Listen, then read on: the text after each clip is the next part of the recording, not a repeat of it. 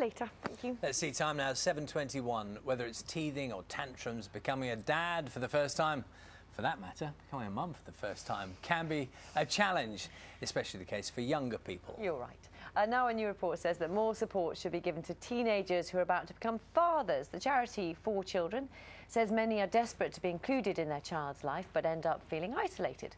Breakfast's John Maguire has been to meet some of them. Yay! Anthony George spends as much time as he possibly can with his 2-year-old son, who was born when Anthony had just turned 20. To be honest, I was quite scared. I was quite scared at the thought of being a father so young, because my father passed away sadly when I was 8, so I didn't really have a big bond with my father, so I didn't really know how to be a father. In what ways would you say it's benefited each of you? Made me feel more confident. Definitely. It made me feel more confident in a lot of different areas, especially as a parent. Anthony joins other dads at this regular group in South London, run by the St Michael's Fellowship, a charity that supports families. By giving them more skills, by equipping them with more knowledge, and by asking the right questions, by being maybe less traditional in our views, being more radical in our approach, we can come up with new ways of engaging these young expectant men and equipping them with the right tools and information that they need. Do you know what colour this one is? Anthony says the group has changed him. The key difference, confidence. Now I feel no way to take my son anywhere. I take him to museums. Like I said, without having a father, all them things that I wanted to do when I was growing up, that's what I do with my son now. Because at the same time, I still get that youthful feeling because I'm doing it.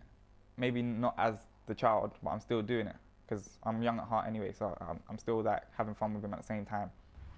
The charity 4Children has worked with David Lammy, an MP and former government minister, who believes many young fathers need support at all levels.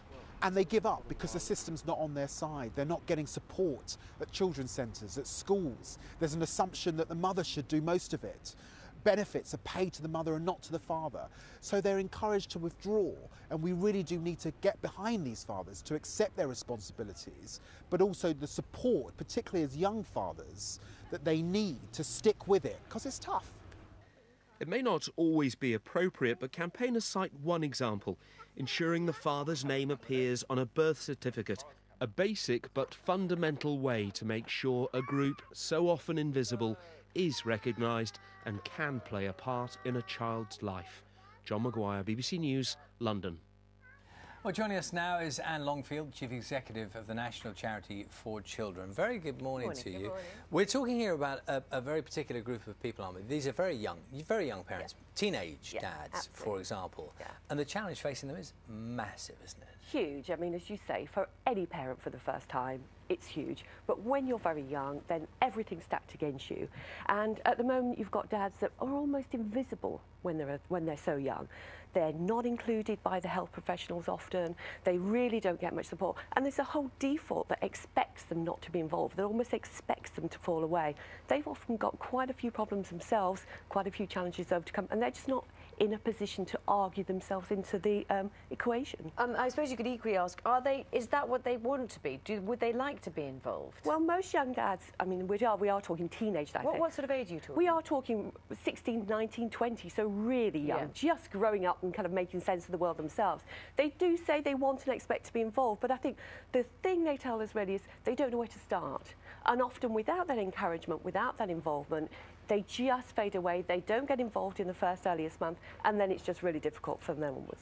Is it hard to extrapolate this discussion we're having here with the one which a lot of people's instinct is, well, you shouldn't be a dad in the first place when you're 17 years old, and separate those things out in order that you get a kind of reasoned discussion and help those that are in that situation? I think there's a big attitude culture shift we have to have in our head. At the end of the day, they are dads. You know, whether they should or they shouldn't have been, it might have been avoided. And actually, by involving them now in their own kids, we might be able to avoid and prevent their own children growing up without parents and becoming parents very young themselves. So there is an attitude shift, but the plain matter of the day, they are dads. They can give so much to their children, as you've just heard, but they need to be encouraged, they need to be supported. And one of the things that many of them aren't even on the birth certificate, That's are right. they? Why do you think that happens? happens? Well, a huge amount are. I mean, one is just very practical. The mother has to give consent. And if the dad turns up to register the birth without the mum, it's really difficult to prove that consent. So part of the argument is, yes, involve both parents, put both parents on